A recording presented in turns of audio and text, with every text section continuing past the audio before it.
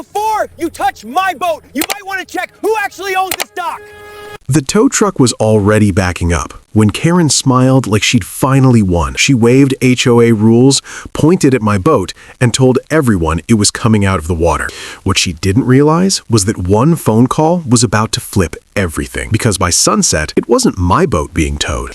Let's start with the boat, because that's what Karen obsessed over from day one. I own a simple, well-maintained boat. Nothing flashy, nothing oversized. I use it on weekends to fish, cruise, and disconnect. Quiet enjoyment. The issue was never the boat itself, it was where it was parked. My boat sat in a legally deeded slip, not assigned, not borrowed, not courtesy use. Deeded, recorded, and permanently tied to my property. That detail matters more than most people understand. Docks aren't just wood and water. They're a mix of property law, recorded plats, easements, and permits. And misunderstanding that can get expensive fast. Karen didn't understand it. Or worse, she didn't care. The dock was segmented. Some slips were HOA-owned, some were privately owned. Others were seasonal leases. The HOA managed common areas, but they did not own the entire dock. Mine was privately deeded. The county records reflected it. The HOA records reflected it. Karen just didn't like it. She was on the HOA board, not president, but loud, confident, and persistent. She walked the dock constantly, took photos, counted boats, told neighbors which slips were temporary and which were under review. None of it was true, but confidence sounds convincing until paperwork shows up. The first notice appeared taped to my dock cleat. Bright orange. Unauthorized vessel. Subject to towing. No HOA letterhead. No slip number. No legal reference. Just a threat. I removed it. The next day, Karen confronted me. She claimed my boat was occupying community space. I calmly told her the slip was deeded to me. She laughed.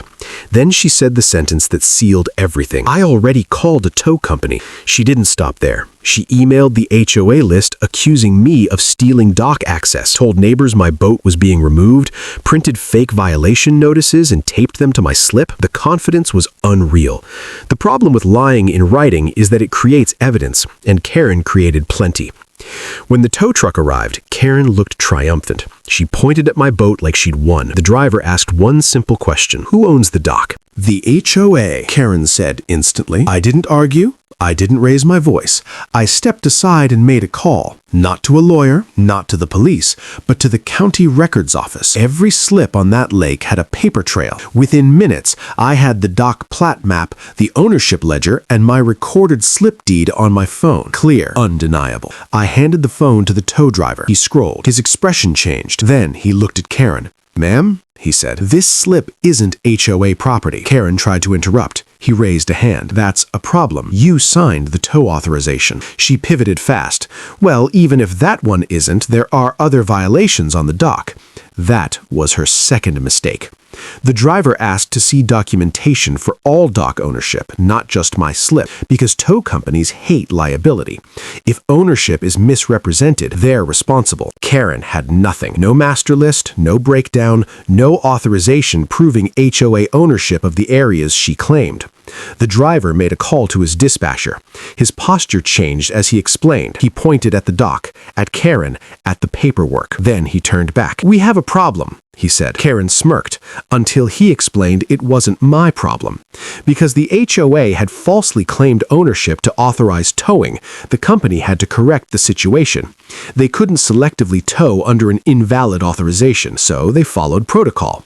They detached only the HOA-controlled sections of the dock, common walkways and HOA-owned slips, and secured them off-site pending verification. Not my slip, not private slips, just the HOA portions. By the time Karen realized what was happening, half the dock was gone. Neighbors gathered. Phones came out. Karen stood frozen, watching her authority collapse in real time. She accused the company of incompetence. The driver corrected her. No, ma'am, you misrepresented ownership. That sentence echoed. The HOA later tried to fight it. It went to court. Records were reviewed. The ruling was simple. The HOA misrepresented property ownership. The tow authorization was invalid. Karen's actions were unjustified. The HOA paid for dock removal and reinstatement. Within weeks, Karen resigned from the board. No announcement, no apology. She stopped walking the dock, stopped filming, stopped correcting people. The dock was reinstalled, clearly labeled, properly documented, and carefully managed, and no one ever questioned my slip again. Here's the lesson. Confidence doesn't equal ownership. HOA authority ends where documentation ends, and if you lie to professionals, the paperwork will catch you. If you enjoyed this story, hit like, subscribe, and share it. And tell me in the comments, what's the wildest HOA power grab you've ever seen?